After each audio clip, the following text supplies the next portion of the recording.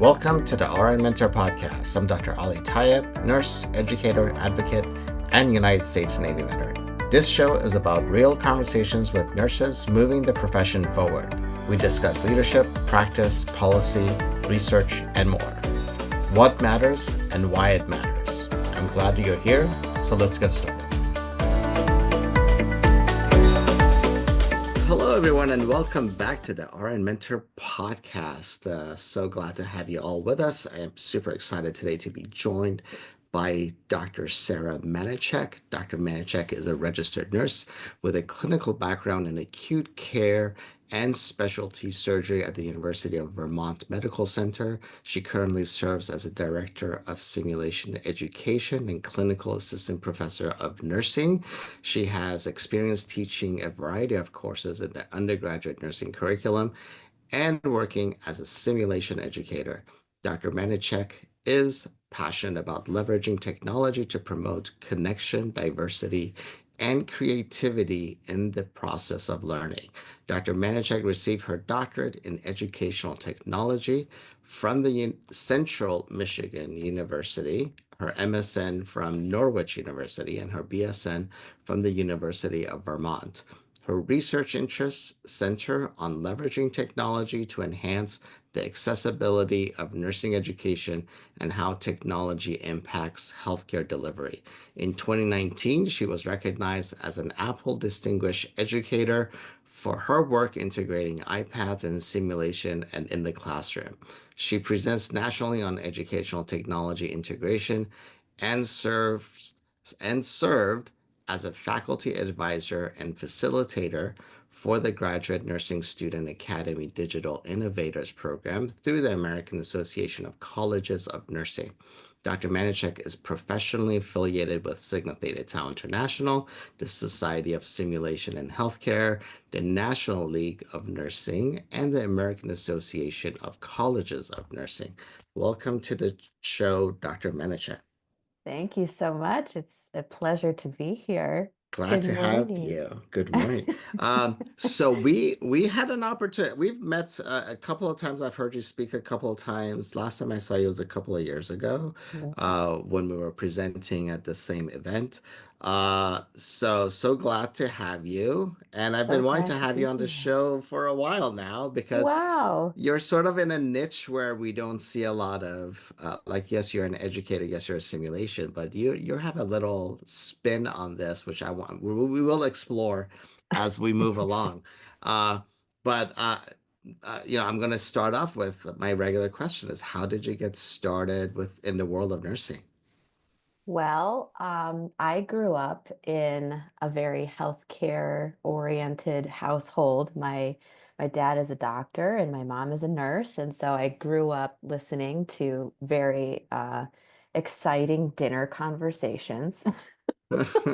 Um, but my parents did a really fabulous job of exposing me to a lot of healthcare related experiences when I was young. I think my favorite thing was dissecting one of my pet frogs that died one day with my Oh, wow. dad and learning about all the different organs.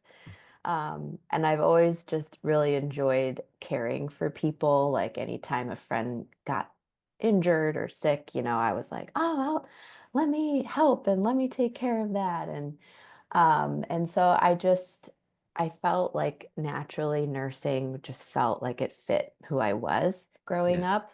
Um, but I did have a moment where I was like, yeah, I think I want to be a teacher, actually. One of my favorite games growing up with my sister was school. We would play with this little chalkboard and we would practice being the teacher and so I was lucky enough to find a nice balance in my current role in nursing and education. And so I feel like that's just kind of the path that I followed. Yeah, that's awesome. Yeah. The frog story is a little bit disturbing because it was your pet, right? It was a pet frog, not just random frog outside. You are right about Okay. that. Okay. I'm just checking. No, because I have like I bought my oldest a microscope like years ago. She wanted a microscope. So anytime we found something like an insect or whatever the case was, like we'd bring it in and like put it underneath the microscope. But the pet thing kind of threw me off. So, but at least it died of natural causes. It wasn't. It did, yes, yes. Clearly, uh, I didn't have too much of a connection with it. Clearly, it's all good. It's all good. It's all for science. That's It right, produced the individual we have now, so it's right. all for a good cause. Um, so so how did you? So when you decided you're going to go into nursing and going through nursing school, um, how did you? What was your experience like when you got your like you were done with nursing school and you were going to go into the the actual like the work of like your daytime job of nursing. How did you decide like that was going to what you were going to do, and how did you eventually decide you're going to create a path into education?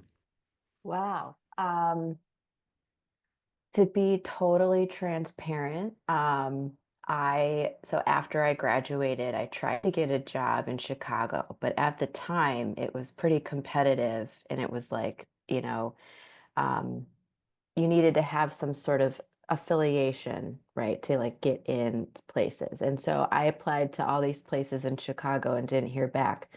And and I did go to school in Vermont, and so I did hear back from the main medical center there called the University of Vermont Medical Center. And I was drawn to this floor called, it's now called specialty surgery, but at the time it was cardiothoracic and vascular surgery. Mm. It's morphed over the years to include urology and some other specialty surgeries. And that's just where I started. I jumped right in. It was the coolest place I could get my first job. But I was so fortunate to be mentored by just these very seasoned, dedicated, incredibly caring people. And so I was just really enveloped in this, really warm, supportive culture from the get-go, which was really um, different than what I was expecting, to be honest with you. And that kind of culture kind of just permeated into my own practice, especially when it came to working with nursing students. So I think my original plan was to go to nurse practitioner school. I wanted to be a neonatal nurse practitioner. That was like my end goal. And, I think maybe that was 3 years in to my practice. I found myself working with a nursing student one day, and she was feeling a little bit timid to ask her instructor certain questions. And I was like, oh, well, you can ask me those questions. I would be happy to go through that with you.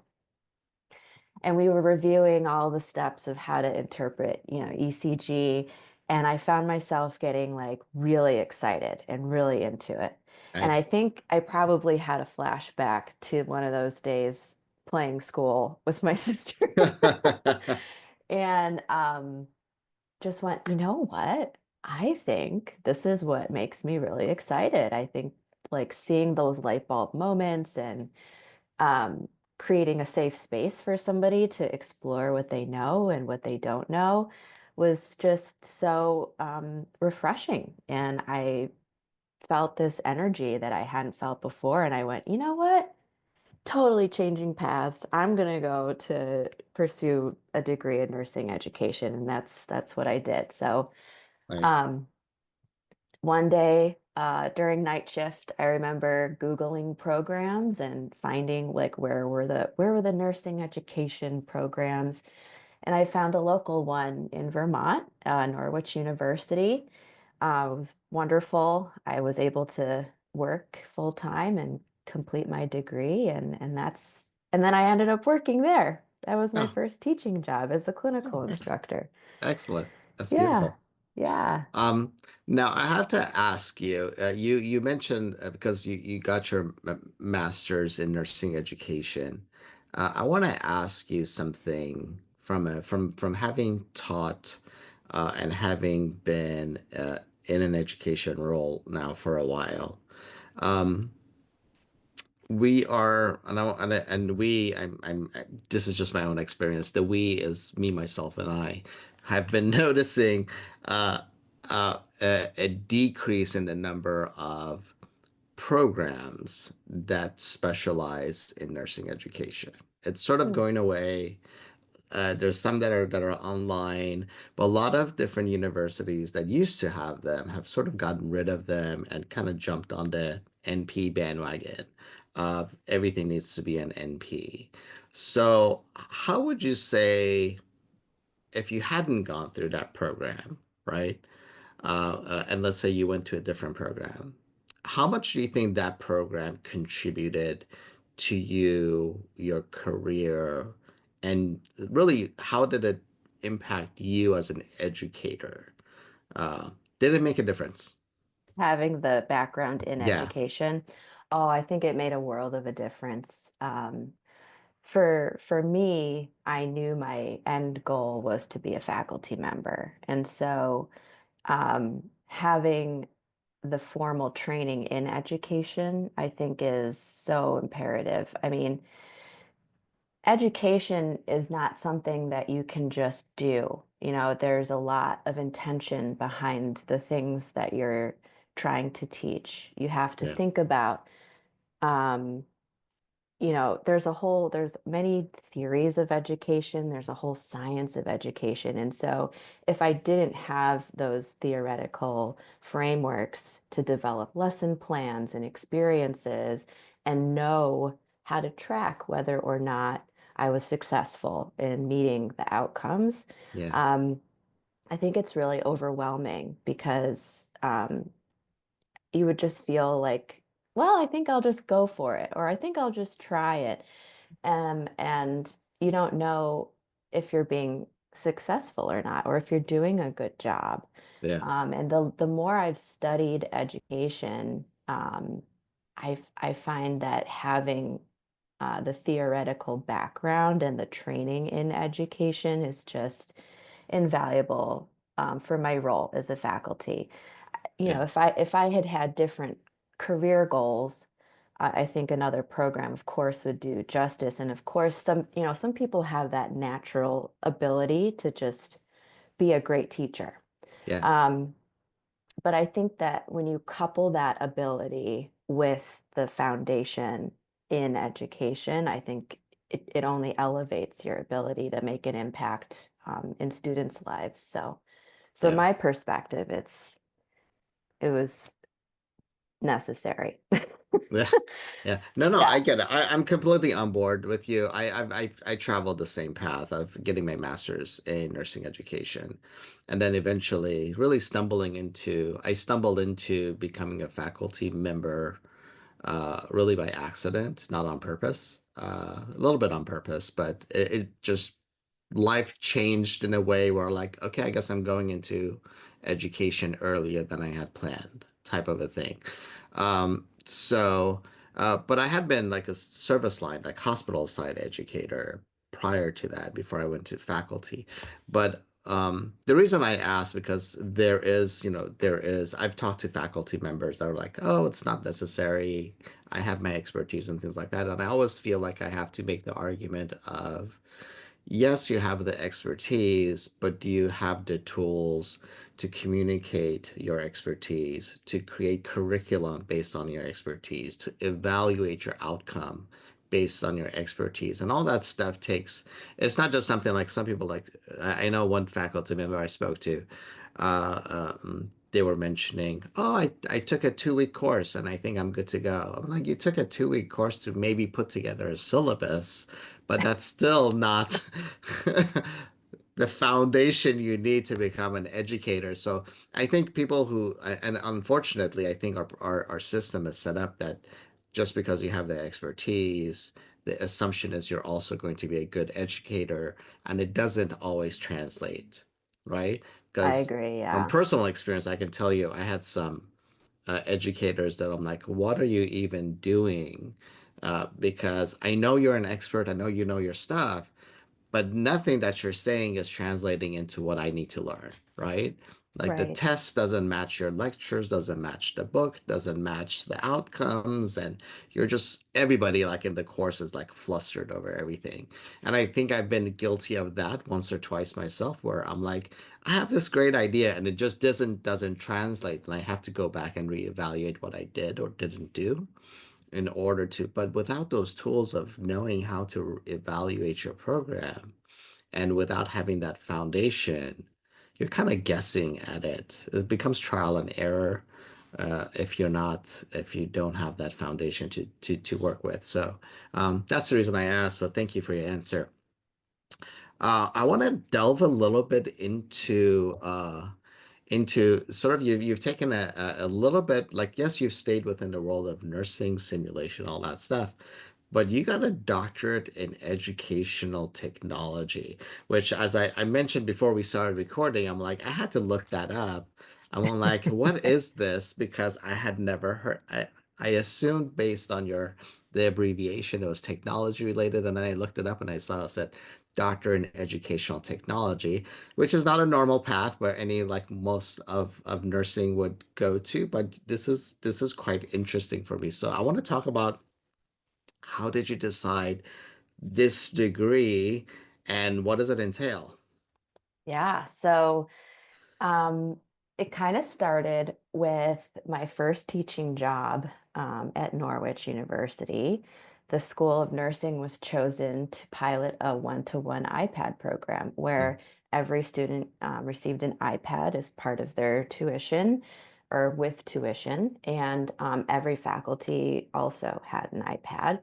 And that moment or that experience of teaching with the iPad really blew my mind. And I will have to say, I remember going to the University of Cincinnati. They're an Apple Distinguished School, mm, and they had a conference about how do you teach and how do you promote learning with the iPad. So I went and I just was awestruck by the creativity, the possibilities, just everything that you could do with it.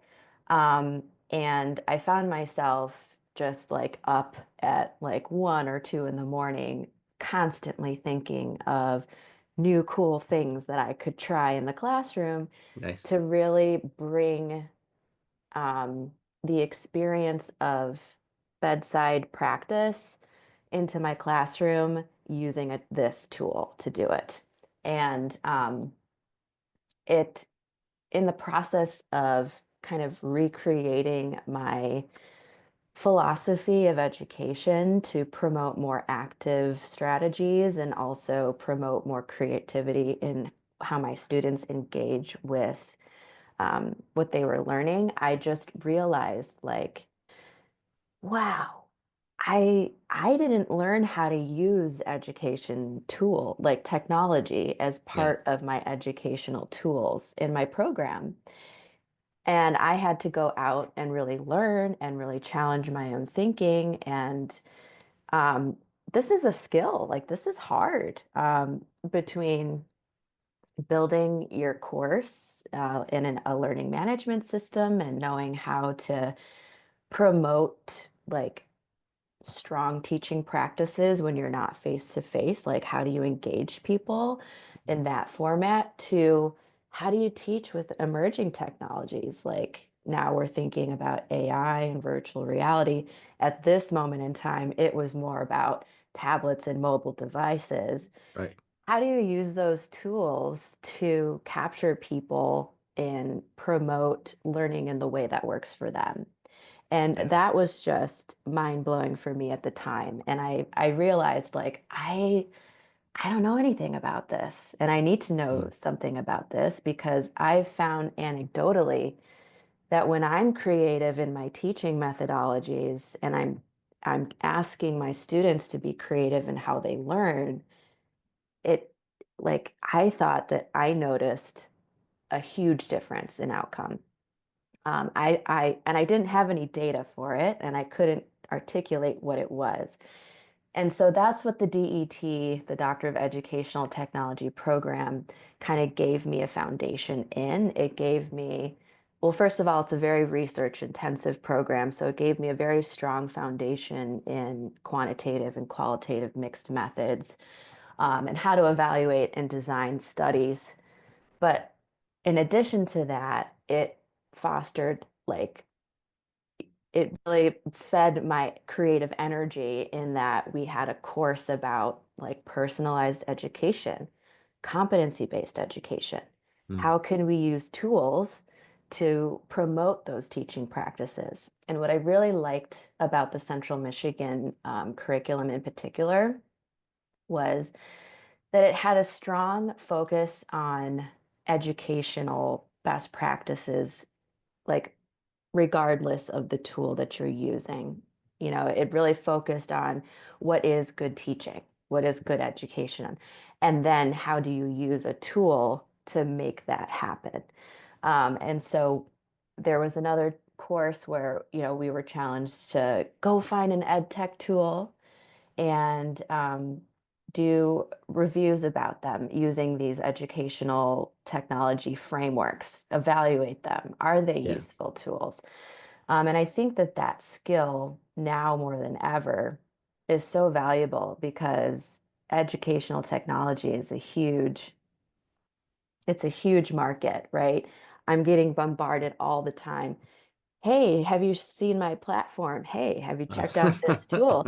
Buy my software for this, buy my software for that. Right. And I can see if you had no ability or no understanding of like how to evaluate those tools, how it could be really overwhelming to know like, am I making the right choice? Is this a valuable tool? And so, to be frank, as you said, it was not a traditional path for most nursing people to take. And I was a little self-conscious and a little bit nervous about it, like how would my colleagues perceive that path? Would it be valuable for me in growing my career? But it just so happened that I started the program in January of 2020. Oh, And literally 3 weeks into the program, the world shut down and everybody was go, quick, we have to put all of our courses in online format. And oh oh my yeah. God, how do we do Yeah. this remotely?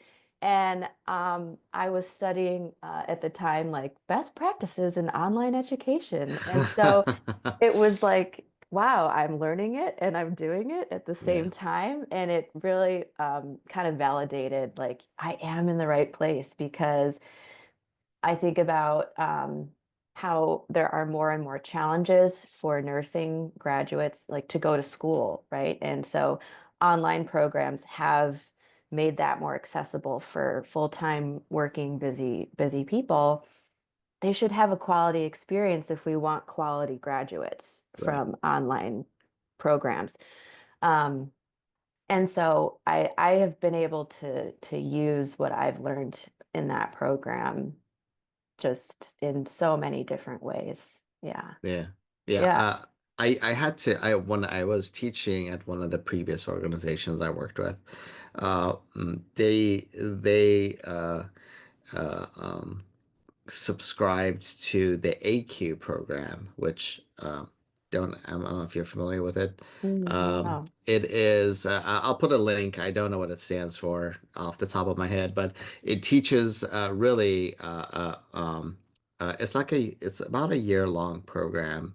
It's all online, but it's about how to not only teach, but how to use different tools, online platforms. It's an accredited program that's done. But yeah, so I went through some of them. So a lot of and then again, the same university. I'll mention it's Cal State LA. They have the Center for Teaching. Center for Effective Teaching and Learning, and they're very proactive with their faculty, with having just regular different modules on online teaching, in-person teaching, how to evaluate. So a very engaged, and I'm lucky enough to have been part of that organization.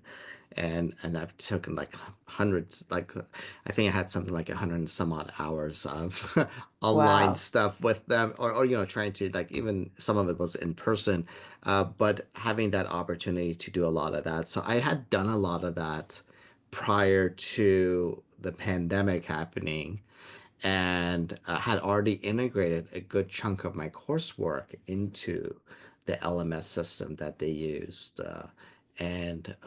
I didn't have to do a whole lot to transition my classroom. And I already had the sort of the skill set Yeah. to ease it because they gave us like a week to transition from in-person learning to online learning. And Oh my gosh. same thing, like I had a number of faculty that reached out to me like, how do I do this? I'm like, well, let's walk you through it. So it wasn't that much of a switch. I think as an individual, I still prefer in person. Uh, Yeah, but but I definitely understand the shift that had to take place, and I know some faculty that not only then, but still don't have like the skill set to do it, to move into an online platform, because it really does have its own sort of pedagogy or andragogy, whichever one you prescribe to actually get in there and develop content so people can walk away understanding and with the outcomes that you want them to have in hand. So important definitely. stuff. Yeah. Um, so yeah, it's really interesting. So you mentioned AI, and I want to jump into a little bit of that because I will admit I have been an early adopter of AI because I think of it as another tool. Yeah. And I can think back, I remember when I'm old enough to remember that when we transitioned from paper charting to, for example, doing the electronic health records and I know some nurses just left nursing altogether for that purpose. And I was like, Yeah. all right, that's interesting. So that kind of piece happened. And then I remember like there was like, oh no, absolutely no iPhones, no for if any of the youngsters are listening, we had the Palm Pilots Oh yeah. with the drug library in it. Like we had tools like that we would brought in and it was like, oh, you can't have that. It's blah blah blah. And then I remember like when we started saying computers, laptops in the classrooms, and people were like, oh, everybody's going to cheat and da da da, all this fear, sort of like a little bit of fear mongering. Now feels like AI is the latest villain Yes. in the technology world, and I'm happy to say one of the actually I saw a message from the Cal State system that they have partnered with OpenAI for their ChatGPT education platform, Wow. which was exciting to hear because Yeah. for some reason, even though the Cal State system is one of the most, I would say, underfunded university systems and with underpaid faculty, they are very progressive in making sure that there is equity in technology available to its students and Love faculty. that. Yeah. So I'm super excited about the fact that they've taken that sort of bold step. Um, but I see it in among my like nursing colleagues that AI is sort of like, oh, everybody's going to cheat, everybody's going to plagiarize, everybody's going to this. Where I've already integrated AI into some of the coursework that I do Wow. as a tool, but I teach my students how to appropriately use it as a thought partner or just to generate, because if you don't have, in my opinion, if you don't have the expertise of being able or the basic knowledge of what you're trying to develop, it's not going to give you what you want. It's not going to give you a quality product if you don't know what you're doing in there That's or right. don't have the expertise to begin with. Because I sometimes like I almost use it like it's a little bit weird. I use it like a colleague where I go back and forth with, okay, let's change that up with this other thing and like let's do this and let's do this. And I activate like the voice prompt. So we're going back and forth and talking and we're generating different stuff. And once in a while, like I'm like, okay, this isn't working. I gotta start from scratch. But once in a while, it'll generate something. I'm like, yes, that's exactly what I what I was envisioning, right? But like, and then I work with another organization that I was able to create a heat map using some US Census data, some longitude and latitude positioning to look at veterans populations, their concentration, and where resources are located within those populations, like in a matter of a couple of hours, Wow. where I would have not been able to do that before because I just didn't have the technology to do it, Yeah. right? But I Yeah. was able to like create some of the things that I was not able to create before. It was in my brain, but I couldn't visualize it, right?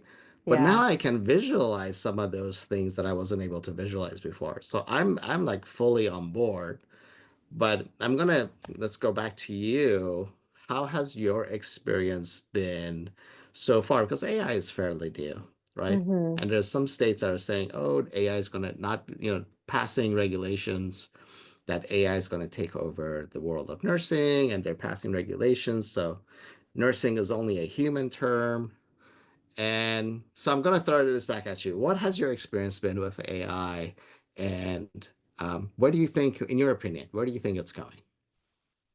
Well, I have a similar experience and use, that you just described. I also use AI as a thought partner. I love brainstorming with AI. It really helps me. And sometimes when you don't have like a that objective like third person who isn't deep in the weeds with what you've been staring at, Yeah, sometimes it's nice to give like a very just a different perspective on what you've been yeah, thinking about. And so I enjoy using Chat GPT for that. I ask for feedback. I'm like, this sounds not quite right. Like, give me yeah, feedback on the strengths of whatever this prompt is I'm working on.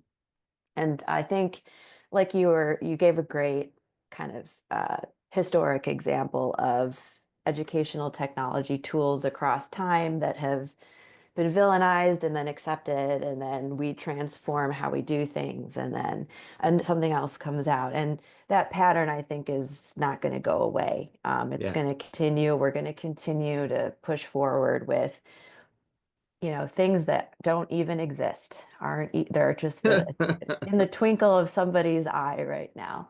Right. And my personal approach to new things is to, well, let's just try it and see what happens. And um, if you don't give it a try, you don't find out what could be gained, and you Yeah. won't find out where we shouldn't be using it. And it does come down to ethics, I think, when I think about the future of AI. Mm, And it begs the question of like, what who are we as a profession? What is it that we offer that is uniquely different that, computers could not replace? right. And at its core, nursing is a caring profession that, sure, a computer could give you some caring words, but when it comes to those intangibles, humans cannot be replaced with AI when nursing. I mean,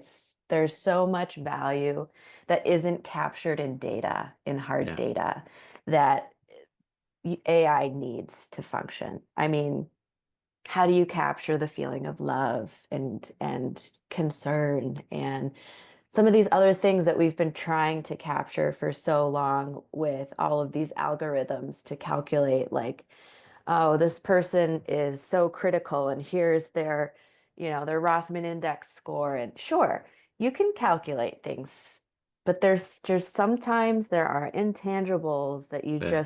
you can't capture that with data that you can plug into the Yeah. computer. And so I personally don't think nurses are going to be replaced with AI, and nor should they ever be. Um, but just like with anything, like a calculator or a computer or a tablet or a mobile phone, Yeah. sure, our practice can be enhanced with responsible use of the tool. Um, I really love what you were saying about how teaching your students how to use it. I think we need to teach our students how to use it because it's not going away. And Right. so if we want responsible use, we have to model that and we have to teach that. Um, I sometimes I get confused about something that I'm teaching. I'm like, oh gosh, I haven't seen this topic in a long time. I have to study. And then I'm like, ChatGPT, help me reason through this scenario and whatever. Yeah. And sure, I'll brainstorm some clinical scenarios that I'm not as familiar with, to make sure that my understanding is correct. And I have found that it's not always, AI doesn't always have it correct. Oh yeah, sometimes that hallucination that happens with AI even sometimes it makes stuff up if you don't. So if you don't know, some of that stuff is actually incorrect Yeah, when it gives you that kind of feedback. So you got to be right. really, that's why I say you need to know the material at its Yeah, core at least for sure.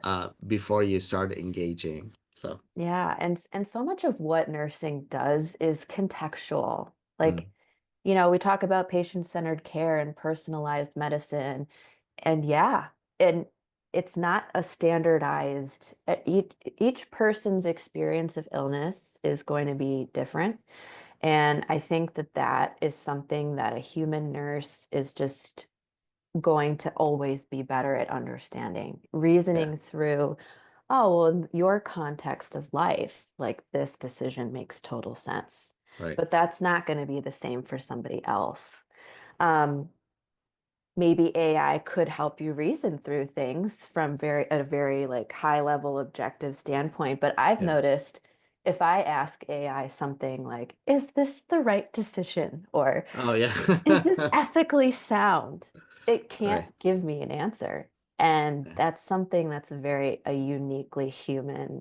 quality that, is always going to need humans. Yeah. So, yeah, I think the future is, probably creating better efficiency workflows, perhaps, streamlining some of the economics of healthcare, um, and some of the redundant charting and things Mm. like that. But I'm always my disclaimer is always double check the work, right? Don't just take it for face value and 100% trust. Oh, well, the computer said it, so it must be true. I feel like Right. that's for any kind of technology at the bedside. Well, the blood pressure machine said it was this. Well, did you look at your patient? Did you check a Yeah. manual blood pressure and Yeah. verify that that's correct? Yeah, And like so, we've kind of gotten to the point where we're like, oh, technology says that, so it must be true. yeah, Uh, and and that that's thinking is yeah, you have to put a pause there. yeah. Yeah, and And I don't. had a great conversation with a colleague, not a colleague, a friend, who's into the tech world, and I would say I'm in a slightly different arena than you when it comes to the future of AI. I think some of the work of um, nursing, the tasks of nursing can very easily, maybe not in my lifetime or in most of our listeners' lifetimes, but I think that time is going to come where robotics is going to take over some of the tasks of nursing, right? Yeah. If you're a sci-fi fan, you already say if Star Trek, one thing Star Trek has shown to be is between androids and holograms and or all that stuff. Some of Hmm. that stuff is eventually, if the world is still around, some of that stuff Yeah. is going to I think come to be. But I think what nursing is struggling with right now is the tasks of nursing Yeah. versus what is actually nursing care, Mm. right? And then Yeah. how do we, I guess my question would be like, how do we prepare the future of nursing? So actually, I mentioned this at a conference a while back, and one of the panelists came up and said, "I think you scared the bejesus out of half the audience." When I said this, I'm like, "How do we prepare nursing to not be the recipient of the technology, but Mhm. be at the driver's seat? Like, how are we Yeah. preparing nurses to be the engineers, the programmers?" the ones that dictate how the technology gets utilized within the healthcare system and caring for patients, right? Because some of Mhm. that stuff can be taught eventually, if not now. But we're already seeing glimpses of some of that AI integrated into robotics. And like I said, it's probably not going to be in my lifetime, but it's coming. So, how do we as a profession not wait till it's been here for 20 or 30 years and then decide we want to put a committee together to look at it, right? Mhm. And how do we pull up a chair to the table like early on, which I think we're already late. But how Yeah, oh are we? yeah. So we already need a seat at the table as to where AI is, and not be the ones that say, no, we're not going to use it, but be like, how can we maximize this new technology for the profession of nursing? Right. Um, I think we're starting to see some progress in that area. I noticed there are some programs, I think in Florida, that have degrees, nursing degrees in AI studies. Right. I think we need to see more of that, whether it be credentialing, micro certificates, whatever it Yeah. is. I think we have to um, you know, make space for it in our curriculum. At the undergrad level, it's how do you use tools and how do you recognize, maybe a lapse in data, right? I think it's more at Yeah. the pre-licensure level, it's about understanding and recognizing your unique role Mm. in using evidence-based protocols and tools at the bedside. And then as you start to think about those graduate level, it's how do you lead that change? Yeah. And um, I think a lot of, and I think this is part of maybe why it was interesting for me to get to pursue an educational technology degree is because I was like, oh, you know, there's this whole other world. We don't know a lot about it in this Yeah. profession, but it's in healthcare and it's only going to grow. Yeah. And so it's also imagining nursing roles in the tech industry. Mm. Like, I don't think people, like you were saying, oh, it's kind of an unusual direction. It's because we don't say, well, what do you want to be when you grow up? Usually we say a nurse practitioner, a faculty, a this, a that. Yeah. But I don't think people typically say, oh, I want to be machine learning, nurse specialist or whatever. Right. But I think that we're going to have to start thinking that way. And I think the early programs that exist right now that are exploring um, preparing nurses to be in those roles is where we should be. Yeah. And I Yeah. think it can also be like vice versa. It's like, how do we get some of the people that are already in that industry Mhm. into the world of nursing, and having them learn about nursing or become nurses themselves? Like, because I feel like nursing sometimes feels so like isolated Yeah. in the healthcare professions, just because so many individuals like I talk to are like, just like including myself, have gone the traditional pathway. Bachelor's in nursing, master's in nursing, my PhD is in nursing.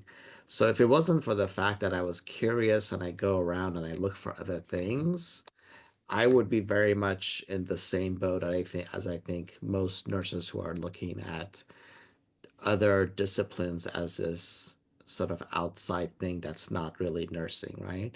Where I think like some programs like the entry-level master's programs or accelerated master's programs where you have people from other industries coming into the world of nursing, I find so much value in them. And I always tell those students, I'm like, don't leave the other profession behind, bring it with you Yeah. and enhance what nursing can offer, because regardless of what the degree is in, there's a place like nursing is everywhere.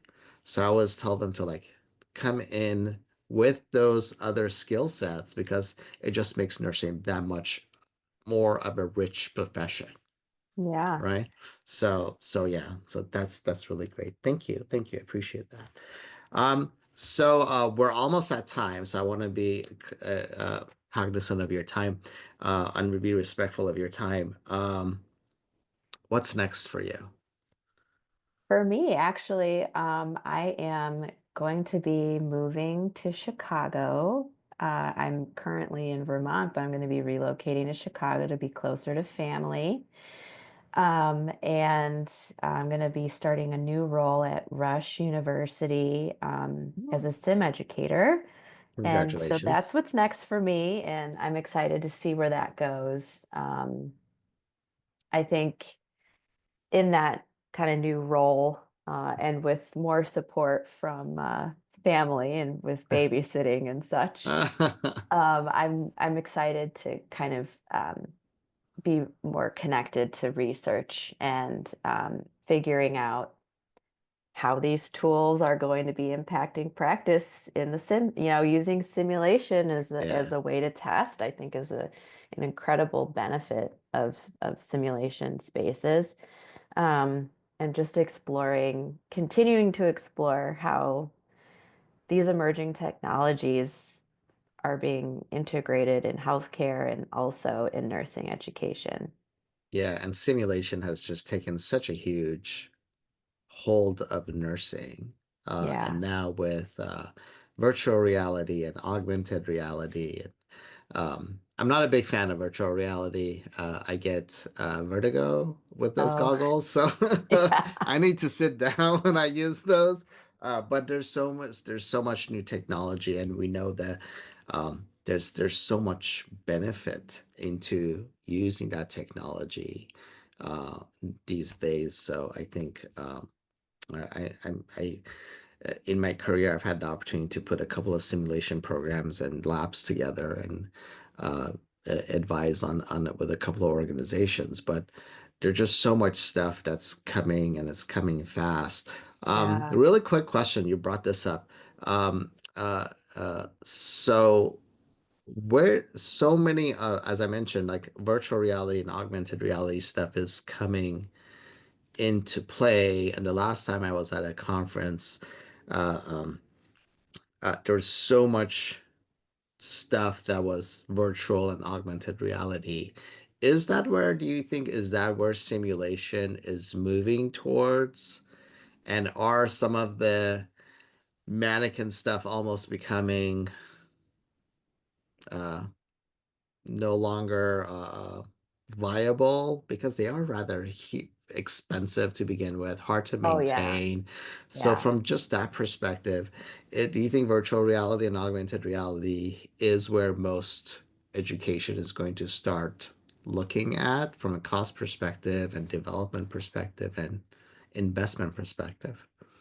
I think that no matter I see virtual and augmented reality or mixed reality, all of Yeah, that, immersive reality as a different modality.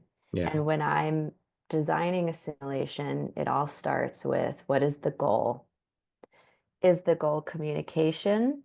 mm, Then no, I don't think virtual reality is the right modality. I would right, recommend a standardized patient. So yeah, I think it starts with what is the goal? What are the objectives? What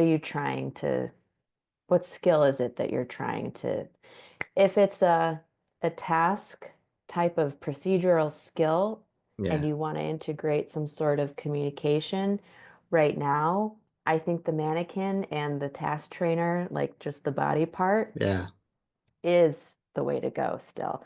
So, but when it comes to, I think a lot of the challenge that we're seeing in nursing education, specifically in sim centers, is a lack of physical space Oh and yeah, a lack of funding and a lack yeah, of personnel to maintain the mannequins and whatever. So, and it depends on, of course, what you're trying to get out of the experience. But if you're trying to coach people through thought and thinking through protocols or critical thinking, I think virtual reality is incredible because it is a fully immersive experience that is probably very similar quality to it's considered high fidelity. Yeah. Whether that be compared to mannequins and standardized patients, we're still doing research in that area. So I think we're going to keep learning more about the unique affordances of virtual reality as a modality. But I'm just excited that we have this other option, Yeah. that maybe you have an online program and you want to make it more interactive. VR Yeah. might be the way to go. Years to go. And so that I think is just it's exciting, and I think we're really just everything is about this type of sim right now because it's new and we need to find the right tools, and we need to see exactly like where does it fit. But I Yeah. do think that this having a spectrum of tools is key Yeah. depending on the goal. Well, I appreciate your perspective, and I'm gonna agree with you on that one. Um, so before we sign off, any last things you want to share with the audience? Well, I think what would I share? I would say we don't know what the future holds, and you have something to add to that future, whether no matter how big or small, you make an impact and dream big and pursue those dreams. And it's okay if it feels like not the norm or what you're supposed to do or Yeah. what tradition is break through the mold and let's see what the possibilities are. Awesome. Great advice. Great advice. All right. Thank you so much. I appreciate your time. Hopefully, we'll run into each other soon Yeah. at somewhere. We have been listening to Dr. Sarah Manacek, and thank you again for being a listener, and we'll continue to bring you some incredible guests on the show. Thank you so much. Thank you. Thanks for joining me on the RN Mentor Podcast, a production of RN Mentor Consulting. Please don't forget to follow and check out rnmentor.org for additional content, speakers, podcast notes, and more. Until next time, fair winds and following seas.